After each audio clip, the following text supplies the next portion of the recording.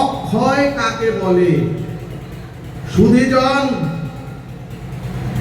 ভাগবত বলছেন যে বস্তুর কখনো ক্ষয় বা যে বস্তুর কখনো কোনো লয় নাই তাকেই বলে অক্ষয়। এখন প্রশ্ন, কোন বস্তুর ক্ষয় লয় বিনাশ উৎপত্তি স্থিতি নাই? এবং সুধীজন, কোন বস্তুর ত্রৈলৌকিক সত্য আছে? এখানে ভাগবত বললেন একমাত্র এই চরাচর জগতে ভক্তি ভগবান গুরুদেব ভজনী হলো অক্ষয়। জয় নিতাই গৌর হরিবল। সুধীজন, ধর্ম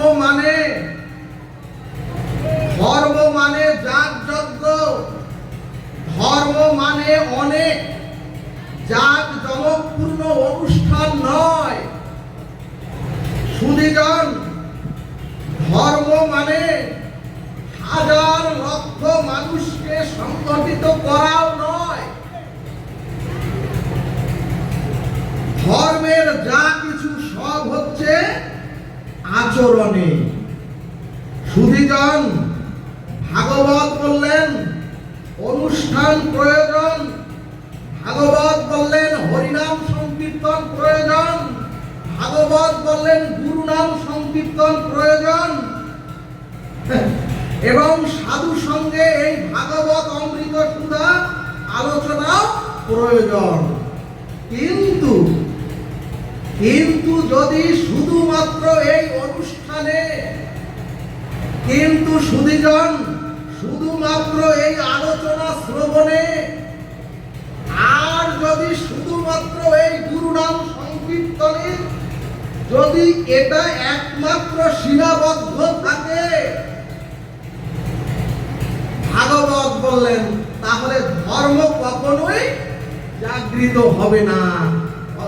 ভাগবত বললেন ধর্ম কখনোই জাগবে না। কারণ সুধীজন, ধর্ম আচরণেই জাগরিত হয়।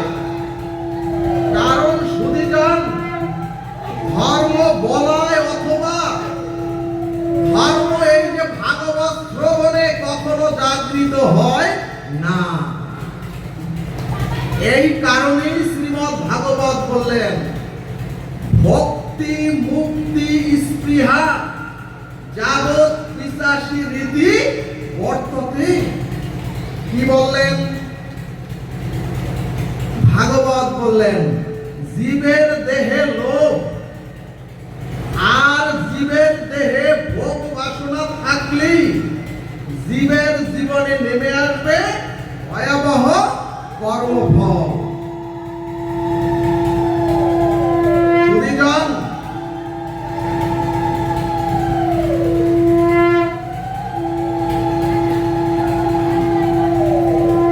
সুধীজন, আপনারা যে তুলসী আরতি করলেন, যে তুলসীকে দেখছেন, এই তুলসী সীতা হয়ে এসে কর্মফল জগৎকে দেখালেন। কি দেখালেন? তুলসী দেবী দেখালেন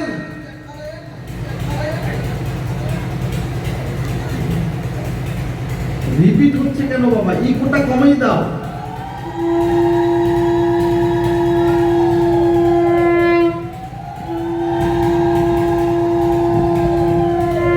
তুলসী দেবী দেখালেন সতীত্ব হরণের কর্মফল। সুধীজন, সীতা দেবী দেখালেন সতীত্ব হরণের কর্মফল আমাকেও পতি ছাড়া হয়ে। তুলসী দেবী দেখালেন আমাকেও রাজ্য ছাড়া হয়ে, আমাকেও বনবাসী হতে হয়েছে। অর্থাৎ সীতা দেবী দেখাচ্ছেন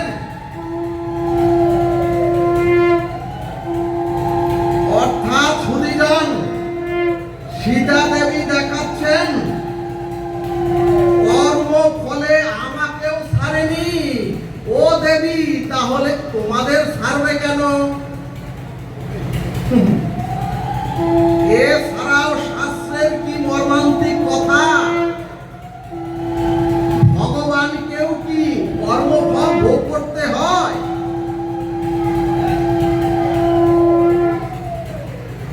সুধীজন, এছাড়াও ভাগবতের কি মর্মান্তিক কথা! ভগবানেরও কি কর্মফল ভোগ করতে হয়? ভাগবত বললেন, কর্তৃপক্ষকে একটু অনুরোধ করা যায়? ভাগবতকে বিঘ্নিত করা তো ঠিক নয়। সুধীজন, ভগবানকেও কি কর্মফল ভোগ করতে হয়? ভাগবত বললেন, ওগো, ভগবানের কর্মফল নেই।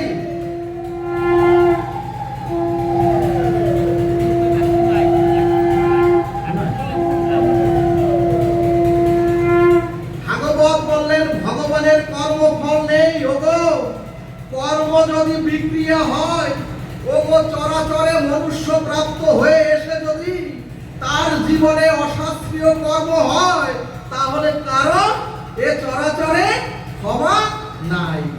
সুধীজন, ভগবান শ্রী রামচন্দ্র যুদ্ধ করে এসে লবকুশ অর্থাৎ সন্তানদেরকে, সন্তানরা লবকুশ বনেই রইল, তাদের মুখখানাও ভগবান রামচন্দ্র দেখলেন না।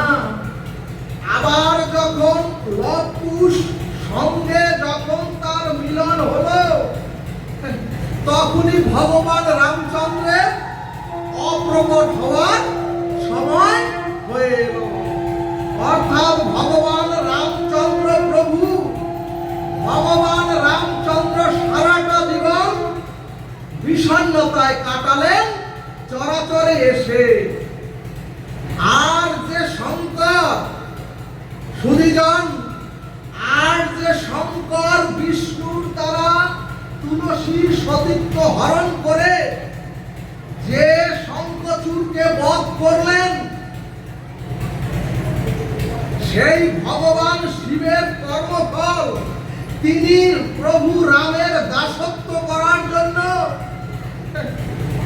ভগবান শিব হনুমান হয়ে এসে তার দাসত্ব করলেন ভগবান রামের সারাটা জীবন। জয় নিতাই গৌর হরিবল।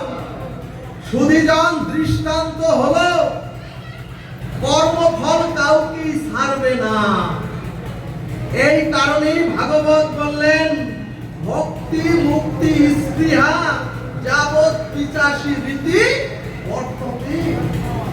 অর্থাৎ সুধীজন, আপনার যদি ভোগ বাসনা আর লোভ থাকে, তাহলে মনুষ্য জীবনে নেমে আসবে কর্মফল। ভাগবত দৃষ্টান্ত দিলেন, সমাজের অপরাধ থেকে রক্ষা পাওয়ার জন্য আমরা এখন সিসি ক্যামেরা লাগাই। ঠিক তদ্রূপ মনুষ্য জীবনেও দুটো সিসি ক্যামেরা লাগাতে হবে, ভাগবত বললেন। আর মনুষ্য জীবনের সেই ক্যামেরা দুটো হচ্ছে বিবেক আর বিচার। বিবেক আর বিচার। সুধীজন, আমরা তো অনেকে সাধু হয়েছি, আবার অনেকে বৈষ্ণব হয়েছি। আমরা তো প্রত্যেকেই দীক্ষা শিক্ষা নিয়ে মালা তিলক গ্রহণ করেছি, কেউ কেউ রুদ্রাক্ষ গ্রহণ করেছি। কিন্তু সুধীজন, এখন ভাগবত বললেন, ওগো, সিসি ক্যামেরা রূপ বিবেক বিচার দ্বারা আপনারা আপনাদের প্রত্যেকের ভিতরটাও দেখতে হবে। আমাদের মধ্যেও লোভ, অহংকার আর মোহ, এই তিনটি জিনিস আমাকেও প্রভাব ফেলছে কিনা। সুধীজন, চোরকে ধরবার জন্য অথবা সম্পদকে রক্ষার জন্য আপনারা ক্যামেরা লাগিয়েছেন, কিন্তু আপনাকে রক্ষার জন্য, নিজেকে রক্ষার জন্য আপনার বিবেক ক্যামেরা লাগিয়ে দেখুন আপনার মধ্যে লোভ আছে কিনা। সুধীজন, শাস্ত্র ভাগবত বললেন সমস্ত পাপের পিতার নাম হচ্ছে লোভ। সুধীজন, অধ্যাত্ম রামায়ণ দৃষ্টান্ত দিলেন। একটি নিরীহ কুকুর হেঁটে যাচ্ছিলেন মন্দিরের কাছ থেকে শান্তভাবে, কিন্তু মন্দিরের এক পুরোহিত দুষ্টামি করে মন্দির থেকে একটি ইটের টুকরা ওই কুকুরের গায়ে ছুঁড়ে মারলেন। ভক্তগণ, কুকুরটি আঘাতপ্রাপ্ত হয়ে রঘুপতি রামচন্দ্রের কাছে গিয়ে বললেন, প্রভু বিচার চাই। সুধীজন, ভগবান রামচন্দ্র কুকুরটিকে ডেকে বললেন, পূজারী তোমার কোনো ক্ষতি করেছিল? ও পূজারী, তোমার কোনো কুকুরটি ক্ষতি করেছিল? তাহলে ওকে মারলে কেন? এটা তো তুমি অন্যায় করেছো। সুধীজন, এবং ভগবান রামচন্দ্র পূজারীকে দোষী সাব্যস্ত করে কুকুরের কাছে জিজ্ঞেস করলেন, বলতো ও তো দোষী সাব্যস্ত হয়েছে এবং ওর দোষ স্বীকার করেছে, এখন ওর কি বিচার হওয়া উচিত? সুধীজন, কুকুরটি বলল, প্রভু উনি তো এখন ছোট সাধারণ মন্দিরের পুরোহিত বা পূজারী, এখন ওনাকে একটি বড় ধাম বা কোন মঠের বড় মহন্ত করে দিন। সুধীজন, রামচন্দ্র হেসে বললেন, হে কুকুর মহাশয়, এতে তো ওর অনেক আরো পুরস্কার হয়ে গেল, কারণ ও ছিল ছোট পূজারী, এখন তো ও বড় মঠের মহন্ত হয়ে যাবে। তখন কুকুরটি বলল, প্রভু আমি ওটাই চাইছি, ওটাই ওর প্রকৃত সাজা। সুধীজন, এবার কথাটির দিকে একটু কৃপা করে ধ্যান দিন। কুকুরটি বলছে, প্রভু আমি গত জন্মে এক রাধা মাধবের মন্দিরের পূজারী ছিলাম। কুকুরটি বলছে, এবং পূজারীরা সাধু সন্তরা যা দিতেন সব আমি ভগবান আর গুরুদেবের সেবা পূজায় লাগিয়ে সকল ভক্তদের মধ্যে সেই প্রসাদ বিতরণ করতাম। সুধীজন, কিন্তু একবার, কুকুরটি বলছে, প্রভু কিন্তু একবার এক বয়ং ঘৃত আসলো, আর ওই ঘৃত কৌটা দেখে আমার ওই ঘৃতর প্রতি আমি লোভাতুর দৃষ্টি দিলাম, আর লোভাতুর দৃষ্টি যেই পড়ল, পরের দিন ওই কৌটা, ঘিয়ের কৌটা আমি বাড়িতে নিয়ে আমার স্ত্রী সন্তানকে নিয়ে আমি খুব মজা করে খেয়েছিলাম। এবং প্রভু সেই যে আমি ঘৃত মজা করে খেয়েছিলাম, সেই জন্যই সেই পাপী এই জন্মে আমাকে, দেখুন আমাকে কুকুর হয়ে এই জন্মে আমাকে জন্মাতে হয়েছে। বলো না গো রাধে রাধে। ঠিক তদ্রূপ ওই পূজারীও যখন মহন্ত হবে বড় মঠে, আর এই স্বভাব ওর মধ্যে যখন থাকবে, ওর এই পরিণতির সাজা ভোগ করতে হবে। এই জন্যই আমরা যারা মঠ মন্দিরে থাকি, আর আমরা যারা মঠ মন্দিরের কোন ধর্মীয় কমিটিতে থাকি, ভাগবত বলছেন, আর যারা বিশ্বাস করে আমাদের হাতে গুরু গোবিন্দকে সেবার জন্য অর্থ ফল টাকা করি দেয়, ভাগবত বলছে, ওগো ওই টাকা পয়সা অথবা ওই দ্রব্যগুলো যদি কখনোই মনের ভুলেও তোমরা যদি নিজের ভোগে লাগাও, যদি কখনো লাগাবেন না, কারণ এর পরিণতি খুবই ভয়াবহ হয়। এই কারণেই ভাগবত বললেন, লোক মানুষকে কর্মফলের শেষ পরিণতিতে নিয়ে যায়। দ্বিতীয় বললেন মোহ। সুধীজন, আপনারা শুনতে পান কিনা? ভক্তগণ, বেদাদি শাস্ত্র বললেন ভগবান থেকে, ওই শ্রী গুরুদেব থেকে যদি সংসারে আপনার কারো প্রতি মোহ বেশি জন্ম নেয়, যদি ভগবান থেকে, গুরুদেব থেকে যদি সংসারের কারো প্রতি আপনার মোহ বেশি জন্ম নেয়, জানবেন আপনিও কর্মফলে জালে ভেসে গিয়েছেন। জয় নিতাই গৌর হরিবল। এই কারণেই জীবকে মোহ থেকে বাঁচবার জন্য ভাগবত শাস্ত্র জীবকে দুটি জিনিস থেকে সতর্ক হতে বলেছেন। একটি হলো নারী, আর দ্বিতীয় হলো সম্পদ। সুধীজন, ভক্তগণ, ভাগবত বলছে পুরুষ থাকবে নারীর প্রতি সতর্ক, আর নারী থাকবে পুরুষের প্রতি সতর্ক। ভাগবত বললেন হোক সে আপনার একান্তই গুরুবন, হোক সে আপনার নিকটতম কোনো বোন, তবুও অধিক সময় মোবাইলে অথবা কখনোই অধিক সময় তার সাথে একান্তে কথাবার্তা বলবেন না। ভাগবত বলছে যদি অধিক সময় মোবাইলে অথবা কথাবার্তা বলেন, আপনার ওনার প্রতি মোহ চলে আসতে পারে। এমনকি সুধীজন, কোন নারীর সঙ্গে অধিকক্ষণ পুরুষের কথা বলা, অথবা কোন পুরুষ যদি কোন নারীর সঙ্গে সুখ দুঃখের অনেকক্ষণ আলাপ করে, অথবা সুখ দুঃখের ভাব বিনিময় করে, ভাগবত বলছে তাহলে আপনাদের জীবনেও মোহ তৈরি হতে পারে। এই কারণেই ভাগবত বললেন ওগো, যদি কারো হৃদয়ে মাতৃজ্ঞান না আসে, চরাচরে মনুষ্যপ্রাপ্ত হয়ে যদি কারো হৃদয় গ্রন্থিতে নারীদের প্রতি মাতৃত্ব ভাব না আসে, তাহলে কোন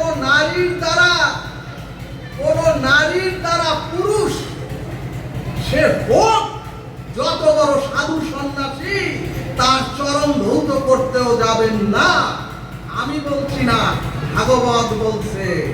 আরেকটি অনুরোধ করব, ভাগবতের টিকায় বলছে কোন তান্ত্রিক কবিরাজের কাছে কখনোই মায়েরা একা যাবেন না, অবশ্যই দুই একজন সাথে নিয়ে যাবেন। এরপরে আরেকটি হলো অহংকার। সুধীজন,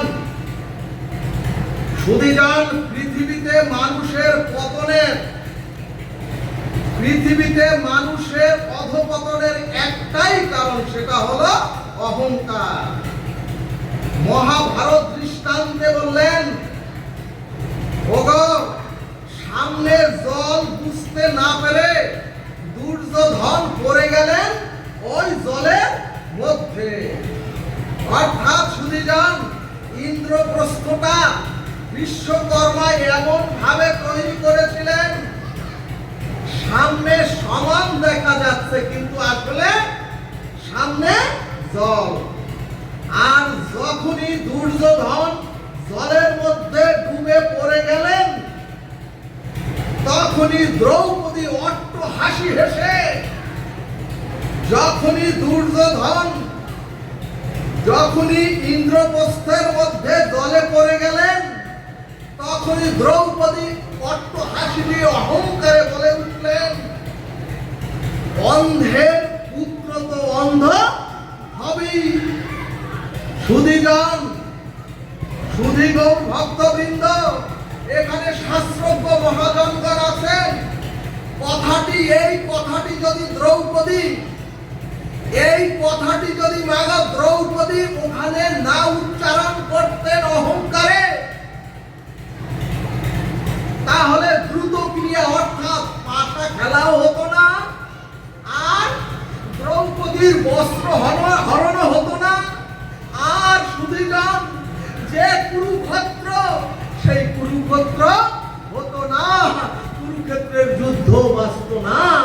জয় নিতাই গৌর হরিবল। দুর্যোধনকে ভগবান নিজে, গোবিন্দ যখন নিজে পত্র দিয়ে নিজে গিয়ে আত্মসমর্পণ করে শ্রী গোবিন্দ বললেন দুর্যোধনকে, ও দুর্যোধন, এ সমস্ত ভূভারত তো তোমার, তাহলে তোমার যে ভাই, ওই 5 ভাইকে শুধু 5টি গ্রাম দিয়ে দাও। কিন্তু সুধীজন, দুর্যোধন দম্ভে অহংকারে বলে উঠলেন, কি বলে উঠলেন? বিনা যুদ্ধে নাহি দেব সুচাগ্র মেদিনী। ভক্তগণ, কত বড় অহংকারী কথা! এই জন্যই কুরুক্ষেত্রের সৃষ্টি হলো। এবং আজও যে গৃহে, আজও যে সংসারে, আজও যে সমাজে যেখানেই দ্বন্দ্ব সংঘাত জানবেন, সেখানেও কারো না কারো অহংকারের ফল। রাধে রাধে। এখন প্রশ্ন, জগৎজীব কর্মফলের অভিশাপ এবং কিভাবে আমরা এই লোভ, মোহ, অহংকার থেকে নিস্তার পেয়ে উদ্ধার হব? ভাগবত বললেন, ওগো, অর্থের দ্বারা বাড়ি গাড়ি, অর্থের দ্বারাই তো জীবন পরিচালিত হয়। কিন্তু মাগো, সেই অর্থ যদি নকল হয়, কিন্তু মাগো সেই টাকা যদি জাল বা নকল হয়, আর সেই টাকা নিয়ে যদি বাজার করতে যান, ওই বাজারের দোকানি ধরে পুলিশে দিয়ে দেবে, অর্থাৎ জেল খাটতে হবে। এই কারণেই মহাজন বললেন, ওগো, ভাবের বাজারে, ওগো, ওই ভবের বাজারে, ভবের বাজারে আসল ধন তোমরা নিয়ে যাও। ওই ভবের বাজারে যদি আসল ধন একটু নিয়ে যাও, তাহলে ওই পরপারেও তোমাদের প্রয়োজন, সকল প্রয়োজন মিটবে। জয় নিতাই গৌর হরি বল।